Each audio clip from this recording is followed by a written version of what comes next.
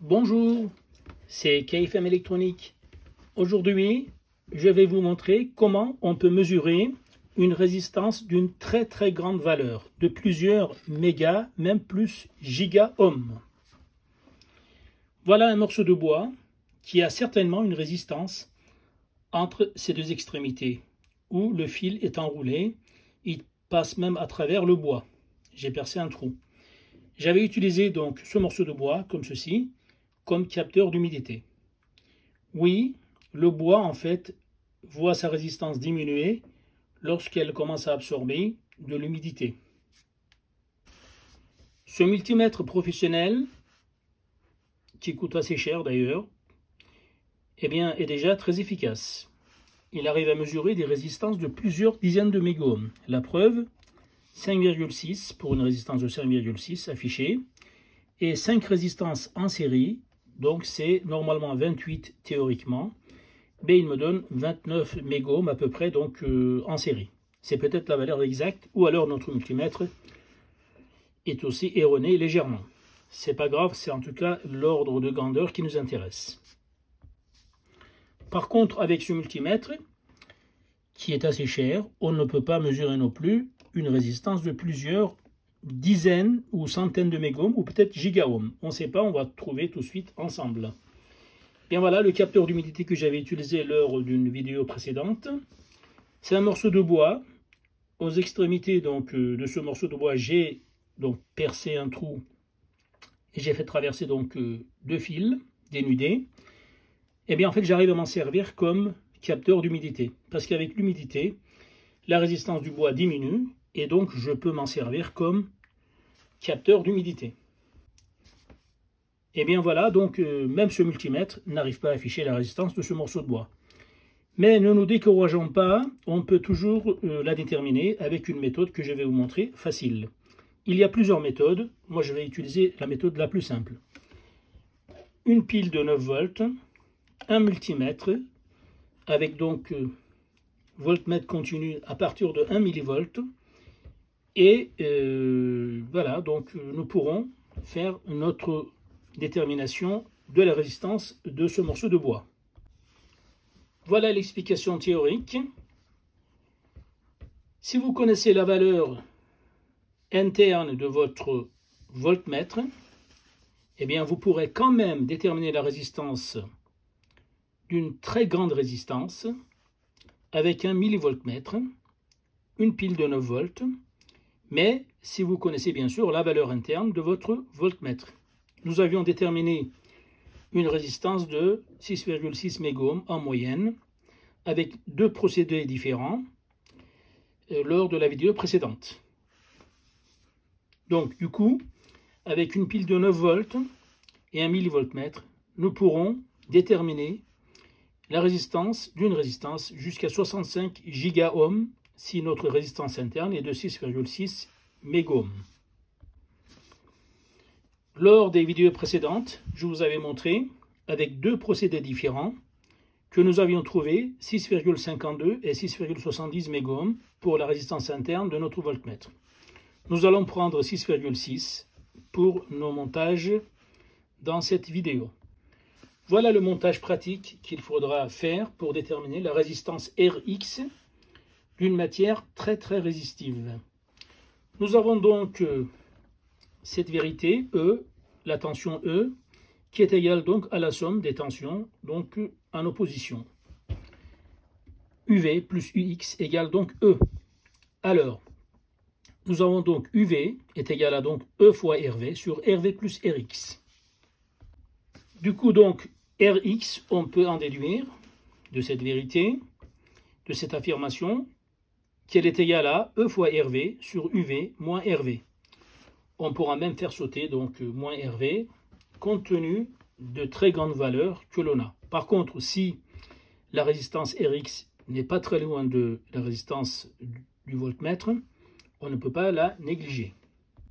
Nous allons donc faire le montage. On va mesurer E, RV on la connaît, UV, Rx égale donc E fois RV sur UV moins RV, et je vais vous afficher tout de suite les valeurs pratiques. Voici les valeurs pratiques de notre montage. E 9,79, UV 0,025 avec la résistance interne du voltmètre de 6,6 MΩ. Nous trouvons une résistance donc RX, donc le morceau de bois présente une résistance de 2584 MΩ, soit donc 2,584 gigaohms. C'est bien, c'est un résultat donc normalement, suivant notre raisonnement, c'est juste, mais on va quand même vérifier avec des valeurs connues, avec ce montage.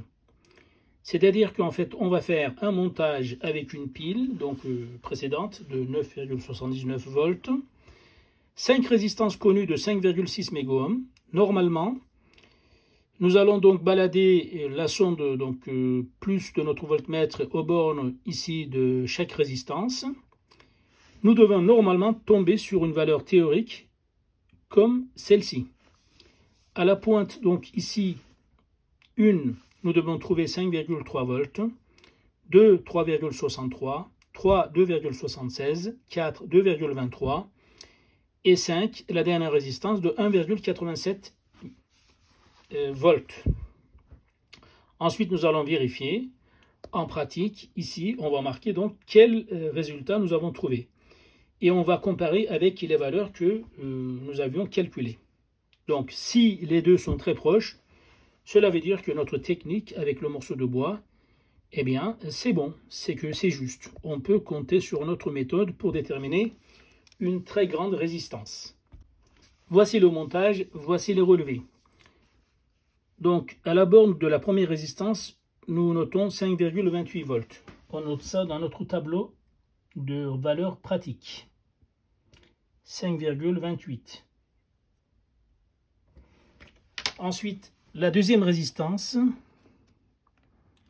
3,68. Aux bornes de la troisième résistance, nous trouvons 2,81. Aux bornes de la quatrième résistance, nous trouvons 2,27. Et aux bornes de la dernière résistance, cinquième résistance, nous trouvons 1,89 volts. Et bien maintenant, nous allons voir si ça correspond à nos valeurs théoriques. Voilà de nouveau donc le tableau théorique.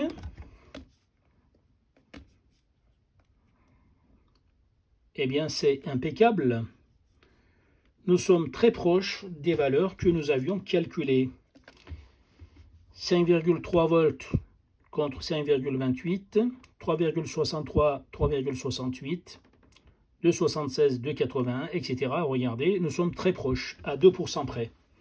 Cela veut dire que notre technique était bien bonne et que nous pouvons donc déterminer avec un millivoltmètre des résistances de très très grande valeur. Ici, donc, avec un multimètre qui va de 1 mV jusqu'à donc plusieurs centaines de volts, nous pouvons calculer déjà la résistance d'une matière très résistive. Avec une pile de 9 volts seulement, nous avons donc la possibilité de mesurer jusqu'à 65 gigaohms.